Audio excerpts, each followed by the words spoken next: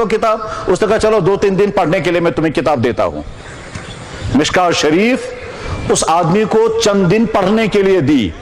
6 یا 7 دن کے بعد اس آدمی نے مشکوٰۃ شریف واپس کی, اور واپس کرنے کے ساتھ ساتھ کہا الحمدللہ ساری مشکوٰۃ مجھے زبان یاد ہو گئی ہے. پچھو سے کشیر میں واپس آمد تو مسلم ناوی بابا داؤد مشکاتی, اس کا نام ہی رکھا گیا وہی. کیا تم ساتھ مشکوٰۃ شریف ساری زبان یاد.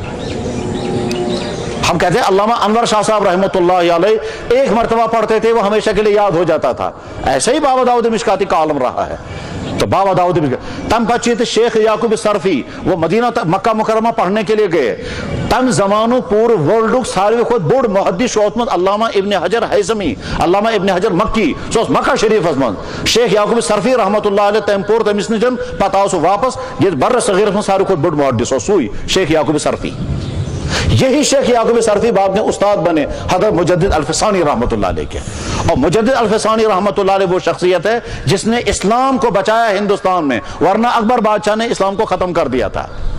تو اکبر بادشاہ نے کہا تھا اسلام نعوذ باللہ من ذالک کنڈم, اسلام نعوذ باللہ من ذالک کینسل, اب آج کے بعد میرا دین یہاں چلے گا. تم تھا پنس دینس ناو دین اکبری. تاف دوست کلمہ یہاں پڑھنا لا الہ الا اللہ اکبر خلیفۃ اللہ محمد رضا کرا کاٹ تمو. نمازیں بین کر دی تھی, گائے کا ذبح کرنا حرام کر دیا تھا, سورج کی پوجا پاٹ ہوتی تھی. یہ اکبر بادشاہ نے نیا دین شروع کیا تھا اور پورا ملک اسی راستے پر جانے والا تھا. وہ تو چند اللہ کے بندوں نے بچایا ہے پورے ملک کو. اس میں سے حضرت مجدد الفسانی رحمۃ اللہ علیہ تم چھو بچومت اچھو ہندوستان میں اسلام بچومت, ورنہ اکبر بادشاہ سے نہ ختم کری اسلام. اور مجدد الفسانی رحمۃ اللہ علیہ سو شاگرد کسون شیخ یعقوب صرفی رحمۃ اللہ علیہ کے شاگرد تھے, وہ کشمیری تھے. بہرحال کشمیر کی تاریخ میں عظیم شان مدرسے بنے, تعلیم ہوتی تھی, بڑے بڑے شاعر پیدا ہوئے. کشیر مزگو اک انسان پود بابا داؤد خاکی تو زبردست امام و علم فقہ. کشمیر کے لوگ اسے کہتے تھے کہ ابو حنیفہ ثانی ہے, یہ دویم ابو حنیفہ. تو ذہین انسان اس میں چھو بابا داؤد خاکی رحمۃ اللہ علیہ. غرض ہے کہ جب اسلام یہاں آیا تو مدارس, علماء, محدثین, فقہا, قاضی, شعراء و اولیاء ہر قسم کے لوگ پیدا ہوتے گئے ہیں. عبادت گزار ایسے اللہ اکبر حیرت ہوتی ہے ان لوگوں کی عبادت گزاری کو دیکھ کر کے کہ ایسا بھی ہو کہ ایک بزرگ ایک پہاڑی پر گیا, 1 ہفتے تک وہاں عبادت کرتا رہا, صرف پانی کا چند گھونٹ پیتا تھا, وضو کرتا تھا, نماز, پھر 1 ہفتے کے بعد واپس آتے تھے. ایک بزرگ تھے ملا احمد کشمیری, ملا احمد کشمیری رحمۃ اللہ علیہ دمن یا اللہ حضرت نبی کریم صلی اللہ علیہ وسلم اس تشریف نما گارے ہراس من بدھ خاصا کن پہاڑ پر بدھ بھی ہمیں گارے ہراس من کسی. اس کے بعد پہاڑ پر جا کر کے وہاں عبادت کرتے تھے 3 دن, کبھی 7 دن, اور پھر 7 دن عبادت کرنے بعد جب تھک جاتے تھے وہاں سے ہمت اعظم کے پاتو وسام بون پاتو سوت کھوا پاتو دے واپس کسا. تو عجیب عابد پیدا ہوئے, عجیب محدث پیدا ہوئے, عجیب فقہا پیدا ہوئے. اور اس کے بعد پھر جب کشمیر میں زوال شروع ہو گیا اور وہ جو بادشاہ گزرا تھا نا وہ شمس الدین, شمس الدین پتہ شمس الدین تمس پتہ بنو قطب الدین, تمس پتہ بنو علاء الدین, تمس پتہ بنو زین العابدین. 2 ورین ایک خاندان حکومت کرمز کشیر من تک ونی شاہ میری دور حکومت. تم پتہ بس زوال شروع گمت کشیر من. اور پھر زوال جب آیا ہے تو ایسا زوال آیا کہ علماء بھی ختم ہو گئے, مدرسے بھی ختم کر دیے, مسجدوں میں تالے لگ گئے, سری نگر کی جامع مسجد میں گھوڑے باندھے گئے. اور اگر کوئی امام نماز پڑھانے کے لیے آتا تھا اس امام کو زندہ کھال نکالی جاتی تھی. یہاں سری نگر کی کئی اماموں کی زندہ کھال نکالی گئی تاکہ مسجد میں کچھ نہ کہیں. تمام مسجدوں کو مسجدوں کو آگ لگا کر ختم کر دیا گیا. صرف 2 مسجدیں باقی رکھی تھی سری نگر میں, ایک سری نگر کی جامع مسجد اور دوسری خانقاہ معلیٰ, باقی تمام. اور جامع مسجد میں گھوڑے باندھے گئے تھے, نماز پڑھنے کی کسی کو اجازت نہیں تھی. یہ بیچ میں دور آیا ہے, شیعوں کا دور آیا, پھر ڈوگروں کا دور آیا, اس سے پہلے سکھوں کا دور آیا. بہت ہی بھیانک تاریخ چلتی رہی ہے. اس بھیانک تاریخ میں سارے مدرسے ختم ہو گئے, بھیانک تاریخ میں اولیاء پیدا نہیں ہوئے, علماء پیدا, اگر کہاں علم دین پارا اس وقت نبر گسیت تک پارا. اس بیچ میں اگر عالم پیدا ہوئے ہیں کشمیر میں پیدا نہیں ہوئے, باہر جا کر پڑھتے تھے, اور کچھ لوگ واپس آتے تھے, کچھ واپس بھی نہیں آتے تھے. اللہ کے نیک بندے بازے ایسے تھے. گجرات میں علاقہ ہے پالنپور, وہ سارا بدعتوں میں ڈوبا ہوا تھا. یہاں کشمیر سے مولانا نذیر حسین گئے تھے اور پورے پالنپور کے علاقے کو بدعت سے نکالا. وہ گئے تھے حج کرنے کے لیے, اور حج کرنے کے لیے گئے, وہاں دیکھا سارے لوگ طرح طرح کی گمراہیوں میں ہیں. حج تو تم تیتی تب ہم یہ تھے. چنانچہ وہیں رہے وہ, پورا علاقہ انہوں نے اپنی محنت سے ٹھیک کر دیا اور ساری بدعت ختم کر دی. آج بھی پالن پور کے لوگ جانتے ہیں کہ کشمیر سے مولانا نذیر حسین صاحب تشریف لائے تھے, انہوں نے ہمارے علاقے کو برائی سے پاک کیا. حضرت علامہ انور شاہ صاحب علم پڑھنے کے لیے یہاں سے باہر گئے, پھر واپس نہیں آئے, پھر وہیں رہے. اور اگر کشمیر واپس آئے ہوتے تو واللہ عالم اللہ تعالیٰ ان سے کیا کام لیتا. یہ سلسلہ اسی طرح سے چلتا رہا, نہ مدارس تھے نہ کچھ. اس کے بعد پھر اللہ جل شانہ کا فضل ہوا کہ اس طرح کے یہ مدرسے پھر قائم ہونے شروع ہو گئے. یہ مدرسوں کا سسٹم بالکل انوکھا سسٹم ہے. اصلی دینی تعلیم انتظام کرن حکومت ذمہ داری, مگر اسلامی حکومت کی ذمہ داری ہے. اس طرح مغل دور اسمس, مغل دور میں مغلوں کی طرف سے باقاعدہ دینی تعلیم کا انتظام بھی ہوتا تھا, اور لوگ بھی اپنی طرف سے دینی تعلیم کا انتظام کیا کرتے تھے. اس زمانے میں دین پڑھنے والے طالب علم اپنے کھانے کا خود انتظام کرتا تھا, اپنے رہنے کا خود انتظام کرتا تھا, اور عالم جو ہے اسے پڑھا دیا کرتا تھا. لیکن جب انگریزوں کا منحوس دور یہاں آیا, اور اس کا پھر سارا انگریز ہندوستان میں آمت تمو کراو ارادہ کہ پورے ہندوستان گژھِ کرسچن سٹیٹ بنن, یہ گژھن ساری عیسائی بنن. اور وہ سارے عیسائیت کے سیلاب پھیلانے کے لیے انہوں نے جو پلان بنایا تھا وہ بہت زیادہ خطرناک پلان تھا. پہلا پلان تھا جتنے علماء ان تمام علماء کو قتل کر دو. 50,000 علماء کو انہوں نے قتل کر دیا تاکہ یہ گوشت کہیں اسلام ورنہ وہ روزو نہیں بندش. تمام اسلامی مدارس بند کر دیے, اور پادری اگر اعلان کر کے کہتے تھے اسلام غلط ہے. دلی کی جامع مسجد میں لوگ نماز پڑھ کر نکلتے تھے, نیبرو سواگاسم پادری کھڑا تھا, میں نے کہا چو یم نماز پڑھا تو ہم دین چو غلط, تو ہم نبی تھی غلط, نعوذ باللہ من ذالک. اور مسلمان کچھ نہیں کہہ سکتے تھے کیونکہ انگریزوں کا دور تھا, انگریز کا ظالمانہ حکومت تھی, اور پادری کھلم کھلا اعلان کرتے تھے تمہارا اسلام غلط ہے. اس وقت ہمارے علماء میں سے جو عالم مقابلے میں کھڑا ہوا اس کا نام تھا مولانا رحمت اللہ کیرانوی. تم کرا تم چیلنج, میں تم سے بحث کرنے کے لیے تیار ہوں. اس کے بعد پھر مناظرہ ہوا تھا آگرہ کے اندر. اس آگرہ کے مناظرے میں دنیا کا سب سے بڑا پادری شکست کھا گیا, اور ساری دنیا کی عیسائیوں کو پیغام مل گیا. اسلام کے مقابلے میں عیسائی ٹک نہیں سکی. وہ عالم تھا مولانا رحمت اللہ کیرانوی. اس کے بعد پھر اسلام کے بچانے کے لیے مدرسوں کا سلسلہ شروع کیا گیا کہ صاحب ہم ایسا مدرسہ قائم کریں گے لوگوں سے کہ لوگوں تمہارے ہی بچے, تمہارا ہی چندہ, تمہاری ہی محنت, ہم تمہارے بچوں کو دین پڑھائیں گے. یہ واپس آ کر تمہاری سوسائٹیوں میں پہنچیں گے, کوئی تمہارا امام بنے گا, کوئی تمہارا استاد بنے گا, یہی تمہارے نکاح پڑھائیں گے, یہی تمہارے جنازے پڑھائیں گے, یہی تمہیں سنت سکھائیں گے, یہی واعظ و تبلیغ کریں گے. امت سے افراد لینا, امت سے ان کے کھانے کا انتظام کروانا, اور تیار کر کے امت کو واپس دے دینا. بس یہ ہے وہ مدرسوں کا سلسلہ. اور اس کا نتیجہ یہ ہوا کہ 150 سالہ انگریزوں کے ظالمانہ تاریخ کے باوجود ہندوستان سے اسلام مٹ نہ سکا, اور مٹ بھی نہیں سکتا. وجہ بری اسلامی مدارس. ورنہ اگر مدارس نہ ہوتے تو پورا بر صغیر اسلام سے محروم ہو چکا ہوتا. ان مدارس نے اسلام کو اتنا پختہ کر دیا. یہی وجہ ہے کہ آج کے ہندوستان کے مسلمان معاشی طور پر مصیبتوں میں یقیناً, سیاسی طور پر تواحال یقیناً, مگر اپنے دینی اعتبار سے بالکل پختہ ہیں. اس لیے پختہ ہیں ان کے بعد اتنے مضبوط مدرسے ہیں کہ مسلمان ملکوں کے بعد بھی ایسے مضبوط مدرسے نہیں ہیں. ان کے پاس اتنی مضبوط تبلیغ ہے کہ مسلمان ملکوں کے بعد ایسی مضبوط تبلیغ نہیں ہے. اور اگر کہیں مسلمان ملکوں میں مثلا پاکستان یا بنگلہ دیش میں مدرسے ہیں, وہ ہندوستان کے مسلمانوں سے سیکھ کر کے انہیں بنائے ہیں. ان مدارس کے ذریعے سے اس طرح سے اسلام چلتا رہا.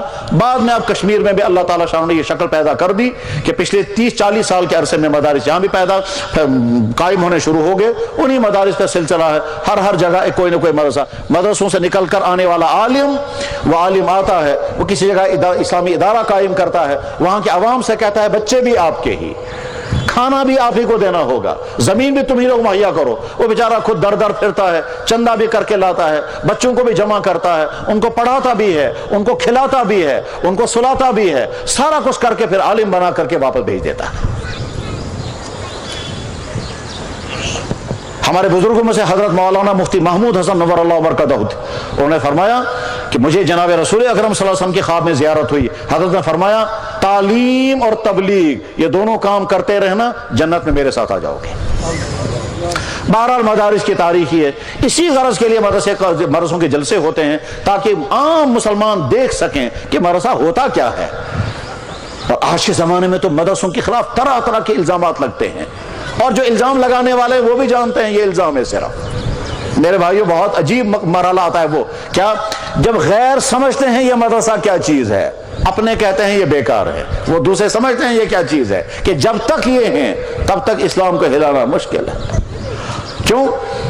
ان کے ذریعے سے مسلمانوں کے عقائد، عبادات، معاشرت، رہن سہن، اسلام کی تعلیم، مسجدیں آباد، قبرستانات، یہ سب کچھ چلتا رہے گا جب تک یہ ہیں، اور جب یہ ختم ہو جائیں گے اس کے بعد پھر مسلمان چاروں طرف سے ہوں گے اسلام سے خالی۔ جیسے بہت سارے مسلمان ملک ہیں، تعجب کھاتا ہے آدمی، ایک مسلمان ملک سے درخواست آئی مسلمانوں کی طرف سے، ہمارے پاس امام نہیں ہے، امام بھیجیے۔ مسلمان ملک سے درخواست بھیجی جا رہی ہے، کیوں؟ اس سے دینی تعلیم پڑھنے کا کوئی انتظام ہی نہیں ہے، حتیٰ کہ نادرہ قرآن پڑھانے والا بھی نہیں ملتا۔ یہ جو مولانا رحمت اللہ کیرانوی جس کا تذکرہ میں نے کیا، مولانا رحمت اللہ کیرانوی جس نے مناظرہ کیا تھا پادریوں کے ساتھ اور انگریز حکومت پیچھے تھی اور وہ شکست کھا گیا تھا، یہی مولانا رحمت اللہ کیرانوی تشریف لے کے مکہ شریف اور مکہ مکرمہ میں انہوں نے مدرسہ قائم کیا، مدرسہ سہولتیہ۔ خانے کعبہ میں امام نہیں مل رہے تھے، مدرسہ سہولتیہ سے امام لانے پڑے۔ ایسا دور بھی بیچ میں گزرا ہے کہ کعبہ شریف کے امام لائے جاتے تھے مدرسہ سہولتیہ سے، اور ان کی فہرست بنی ہوئی ہے، یہ ہے فلاں عالم جو خانہ کعبہ کے امام بنا، پڑھا ہوا تھا مدرسہ سہولتیہ سے، یہ ہے فلاں شخص جو خانہ کعبہ کے اتنے زمانے تک امام رہا، یہ پڑھا ہوا تھا مدرسہ سہولتیہ کا۔ اور مدرسہ سہولتیہ قائم کیا ہندوستان سے جا کر ایک آدمی نے، جن کا نام تھا مولانا رحمت اللہ کیرانوی۔ تو میرے بھائیو، دینی مدرسوں کا مقصد یہ ہے کہ ہمارے بچے دینی تعلیم پڑھیں، اور خاص طور پر اس لیے بھی کہ مسلمان گویا مدرسے والے کہتے ہیں مسلمانوں تم میں سے کچھ سائنس پڑھ رہے ہیں، کچھ میڈیکل پڑھ رہے ہیں، کچھ نان میڈیکل پڑھ رہے ہیں، کچھ کالجوں سکولوں میں ہیں، کچھ عدالتوں میں ہیں، کچھ بزنس کر رہے ہیں، ٹھیک ہے، ہم اسلام پڑھیں گے، اسلام پڑھ کر کے افراد تیار کریں گے، دینی رہنمائی تمہیں یہاں سے ملے گی۔ تمہیں صحت خراب ہوگی تو ڈاکٹروں سے مدد لو گے، دین چاہیے تو مدرسوں سے مدد لو گے۔ مدرسے تمہاری ہر طرح کی رہنمائی کرنے کے لیے تیار ہیں، دین کے جس شعبے کی رہنمائی چاہیے۔ انسان کی زندگی کا اہم ترین شعبہ عبادات کا ہے، نظام عبادت کیا ہے مدرسوں کے ذمہ معلوم ہوگا۔ دین کا ایک اہم ترین شعبہ نظام معاشرت ہے، نکاح کیسے ہوگا، طلاقیں کیسی ہوتی ہیں، والدین اور اولاد کے حقوق کیا کیا ہیں، میاں بیوی کے رہن سہن کیسے ہوگا، پڑوسوں کے ساتھ کیسے رہنا ہوتا ہے، گھریلو سسٹم کیسے چلانا ہوتا ہے، وراثتیں کیسی تقسیم کی جائیں گی، پراپرٹی خریدنے اور بیچنے کے سلسلے، یہ سب کچھ مدرسوں سے۔ انسانی زندگی کا اہم ترین شعبہ ہے بزنس، تو بزنس کے تمام مسائل تم کو مدرسے والے سمجھیں، کیونکہ وہ پڑھتے ہی ہیں کتاب البیوع، اور وہ حدیثوں میں اور فقہ میں تفصیل کے ساتھ۔ غرض ہے کہ جس شعبے میں تمہیں دینی رہنمائی کی ضرورت ہوگی اس رہنمائی کے لیے یہاں سے افراد تیار ہو رہے ہیں اور رہنمائی تمہیں کرتے رہیں گے۔ میرے بھائیو، دینی مدرسوں کے جلسوں کا ایک مقصد یہی ہوتا ہے کہ امت کے سامنے آ جائیں کہ بھائیو تم نے جو بچے دیے تھے، وہ بچے، کوئی بچہ آج حافظ بنا ہے، آگے چل کر یہ عالم بنے گا، یہ بولنے والا ہوگا، اس کے قلم سے دین کو فائدہ ہوگا، اس کی زبان سے دین کو فائدہ ہوگا، یہ کہیں حفاظت دین کا کام کرے گا، کہیں اشاعت دین کا کام کرے گا، کہیں باطل کا مقابلہ کرے گا، کہیں کنفیوژن دور کرے گا، کہیں اقامت دین، تنفیذ دین کا کام، کہیں تحقیق دین کا کام کرے گا۔ تحقیق دین کا مطلب کیا ہوتا ہے؟ نئے مسائل سامنے آ گئے، ان کو حل کرنا ہے، وہ حل کیسے ہوں گے؟ اس مسائل کو حل کرنے کے لیے جتنا علم چاہیے، وہ جب تک وہ علم نہیں ہوگا تب تک وہ حل نہیں ہو سکتے ہیں، تاکہ انہیں تحقیق دین۔ اور آج کے زمانے میں ہزاروں نئے مسئلے سامنے کھڑے ہیں، ساس بج مسئلہ نہیں کھڑا، یہ حل کرن چھ سچ علماء ذمہ داری، عوام ہیکن تم مسئلہ سمجھت تہ نا، ایسے ٹف مسائل، اور زندگی ہر سیاسی مسائل ہزاروں ہیں، معاشی مسائل ہزاروں ہیں، میڈیکل لائن سے ہزاروں مسئلے آ رہے ہیں۔ پتہ اس ونان بلڈ ڈونیشن، پتہ اس ونان آئی ڈونیشن، پتہ اس ونان کڈنی ڈونیشن، آج ہے لیور ڈونیشن۔ لیور ڈونیشن کا مطلب جیسے لیور کا پیس کریں گے اور آدھا پیس دوسرے کو دیں گے، یہ درست ہوگا یا نادرست ہوگا؟ پیسہ لے سکتے ہیں یا نہیں لے سکتے ہیں؟ جائز اگر ہے تو کیسے ہے؟ اگر ناجائز ہے تو حل کیا نکلے گا؟ ان قریب شاید ایسا وقت آنے والا ہے، ایسا وقت آنے والا ہے کہ انسان ڈیسائیڈ، اس کا آج نا سوال کیا تھا جناب، بچہ ٹھہر گیا، الٹرا ساؤنڈ بتا دیتا ہے کہ لڑکا ہے کہ لڑکی ہے، ٹھیک اس کے بعد آدمی فیصلہ کرنے لگتا ہے تیرے کو ختم ہی کروں، تو ایوارشن کرا دیتے ہیں۔ گویا میڈیکل نے یہاں تک پہنچا دیا کہ وقت سے پہلے پتا چل رہا ہے کہ لڑکا ہے کہ لڑکی ہے، اس کے بعد پھر لوگ اب بچوں کو گرا رہے ہیں، خاص طور پر لڑکیوں کو گرا رہے ہیں۔ ایسا ہو سکتا ہے کہ آگے چل کر کے بہرحال آ جائے گا کہ انسان سی پرسن سشکا چاہاں لڑکا تھا ان کی لڑکی جیون تھی ایسی، میڈیکل وہاں پہنچ جائے گا۔ اس وقت علماء کو فیصلہ کرنا ہے یہ جائز ہوگا کہ ناجائز۔ اگر علماء کہیں گے چوائس جو مرضی سو کرو، سہری سانڈن لڑک ٹھیک چھو، سہری سانڈن لڑک کیس کل بات لڑکی ایسے کوئی نہیں تھی نا، سہری کی اصل لڑک سانڈن خانداری جذبانی صاحب نے کوئی نہیں، تو پاپولیشن کا امبیلنس ہو جائے گا، اس کو نظر میں رکھ۔ ہزاروں مسائل نئے پیدا ہوتے ہیں، عبادات میں بھی نئے مسائل پیدا ہوتے ہیں۔ پہلے زمانے میں انجیکشن نہیں کرتے تھے، آج کے زمانے میں انجیکشن کرتے ہیں، سوال ہے روزہ ٹوٹے گا یا باقی رہے گا۔ پہلے زمانے میں انہیلر نہیں تھا، آج کے زمانے میں انہیلر ہے، سوال ہے روزہ ٹوٹے گا یا باقی بچے گا۔ دوائیوں کے قبیل کی ایسی ایسی چیزیں سامنے آئی ہیں۔ مجھے کل رات آدمی فون کر رہا ہے، کہہ لگا جناب ایک کیپسول آیا ہے، اس میں نان ویجیٹیرین سمٹمز ہیں، لیکن یہ نہیں معلوم ہے کہ گوشت کی کیا کیا چیز اس میں ڈالی گئی ہے، اور وہ کیپسول کھائے جاتے ہیں۔ ہم یہ کیپسول کھا سکتے ہیں یا نہیں کھا سکتے ہیں؟ کون فیصلہ کرے گا یہ حلال ہے کہ حرام ہے؟ تو طرح طرح کے نئے مسائل پیدا سامنے آتے ہیں۔ علماء کا ایک کام اشاعت دین، دوسرا کام حفاظت دین، تیسرا کام تنفیذ دین، چوتھا کام تحقیق دین۔ نئے مسائل سامنے آئیں گے، ان کی تحقیق کرو، ان کے جائز و ناجائز ہونے کے فیصلے کرو۔